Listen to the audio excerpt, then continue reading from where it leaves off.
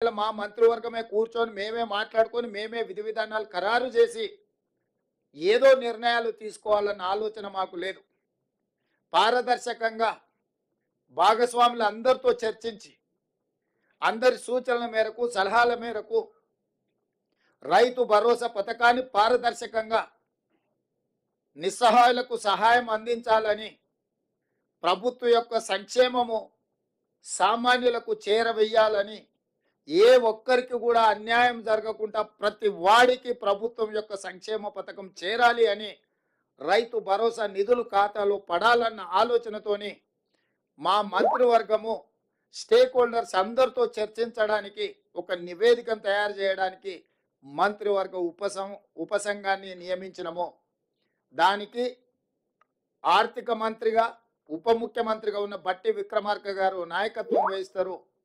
వారితో పాటు వ్యవసాయ శాఖ మంత్రి తుమ్మల నాగేశ్వరరావు గారు, అదేవిధంగా మా ఎలక్షన్ మేనిఫెస్టో కమిటీ చైర్మన్, ఎందుకంటే ఎన్నికల్లో మేము ఇచ్చిన హామీలు వివిధ జిల్లాలు వివిధ ప్రాంతాలలో పర్యటించి ప్రజల యొక్క సూచనలు సలహాలు పరిగణలోకి తీసుకొని ఎన్నికల మేనిఫెస్టోని తయారు చేసిన సహచర మంత్రివర్యులు శ్రీధర్ బాబు గారిని, అదేవిధంగా రెవెన్యూ శాఖ మంత్రి పొంగులేటి శ్రీనివాసరెడ్డి గారిని కమిటీలో సభ్యులుగా చేర్చడం జరిగింది. ఈరోజు రైతు భరోసా విధి విధానాలను ఖరారు చేయడానికి రైతు సంఘాలను, రైతు కూలీ సంఘాలను, రాజకీయ పార్టీలను, వివిధ వర్గాల నుంచి సలహాలు సూచనలు తీసుకొని విధి విధానాలు ఖరారు చేసి పారదర్శకంగా ప్రజలకు వివరించే విధానపరమైన నిర్ణయం తీసుకోవడానికి రైతు భరోసా కోసము మంత్రివర్గ ఉపసంఘాన్ని నియమించినము. బట్టి విక్రమార్క గారు, తుమ్మల నాగేశ్వరరావు గారు, శ్రీధర్ బాబు గారు, పొంగులేటి శ్రీనివాసరెడ్డి గారు అందరితో చర్చించి జూలై 15 తారీఖు లోపల ప్రభుత్వానికి నివేదికను అందించడం జరుగుతుంది. ఆ నివేదికను రాబోయే బడ్జెట్ సమావేశాలలో శాసనసభలో ప్రవేశపెట్టి అందరి శాసనసభ్యుల యొక్క అభిప్రాయం తీసుకొని భవిష్యత్ కార్యాచరణను, రైతు భరోసా విధి విధానాలను నిర్ధారించి ఆ నియమ నిబంధనల మేరకు అర్హులైన ప్రతి ఒక్కరికి రైతు భరోసా పథకాన్ని అమలు చేయాలని మా మంత్రివర్గం నిర్ణయం తీసుకున్నది. ఈ విషయాలు కూడా మీ ద్వారా రాష్ట్ర రైతాంగానికి మేము చెప్పదలుచుకున్నాము. మా ప్రభుత్వం జవాబుదారీతనంగా పనిచేయాలనుకుంటుంది. పారదర్శకంగా ప్రజల ముందు మా విధి విధానాలను పెట్టి ముందుకు నడవాలనుకుంటున్నాము. ఇక మూడవ అంశం, వివిధ పత్రికలల్లో, టీవీలల్లో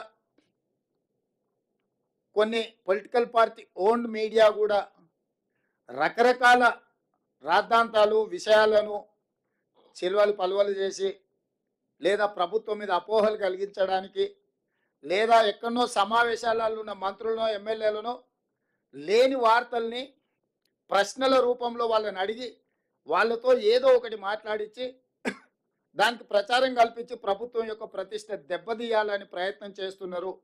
అందుకు గాను మంత్రివర్గ నిర్ణయాలు కానీ ప్రభుత్వ పరిపాలనకు సంబంధించిన అంశాలను మీడియా మిత్రులకు బ్రీఫింగ్ చేయడానికి మంత్రివర్గం నుంచి 2 అధికార ప్రతినిధులుగా 2 మంత్రులను నియమిస్తున్నాము. దానికి శ్రీధర్ బాబు గారు మిత్రుడు, పొంగులేటి శ్రీనివాసరెడ్డి గారు బాధ్యత తీసుకుంటారు.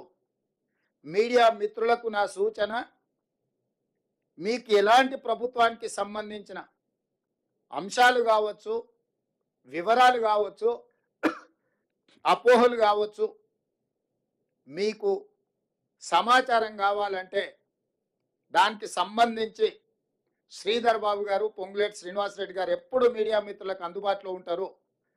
వారిద్దరిచ్చే సమాచారమే అధికారిక సమాచారము. మీరు ఏది పడితే అది, ఎట్లా పడితే అట్లా ఊహించుకోవడానికి కానీ, ఖాయించుకోవడానికి కానీ, రాయించుకోవడానికి కానీ, చూయించుకోవడానికి కానీ అవకాశం లేకుండా పకడ్బందీగా ప్రభుత్వం ఈ నిర్ణయం తీసుకున్నది.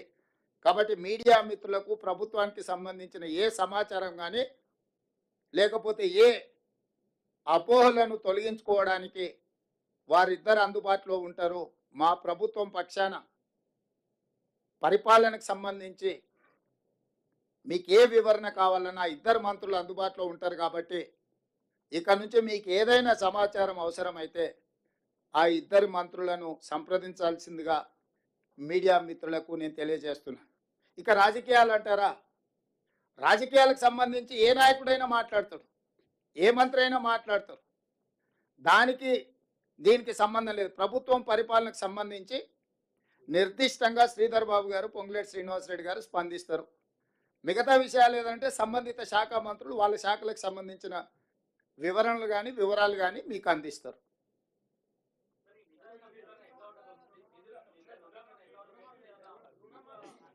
తినబోతూ రుచులు ఎందుకు, వంట ఎట్లా ఉండాలనో మా నలబీబా పాకం వండే మా బట్టి విక్రమార్క గారికి తెలుసు.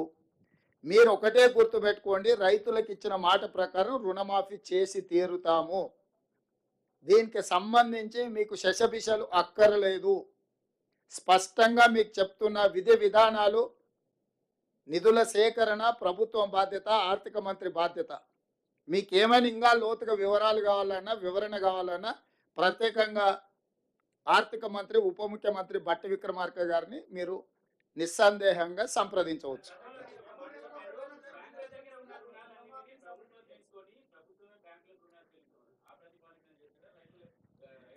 ఇప్పుడు రుణమాఫీ చేయడమే ప్రాతిపదిక. ఏ ప్రాతిపదికన చేస్తామనేది అది మా అంతర్గత అంశము. దానికి సంబంధించి వివరాలన్నీ కూడా మీరు తీరిక సమయంలో ఆర్థిక మంత్రి గారిని సంప్రదించండి, వారు వివరిస్తారు. సార్ దీనికి అర్హులు ఎవరు, అనర్హులు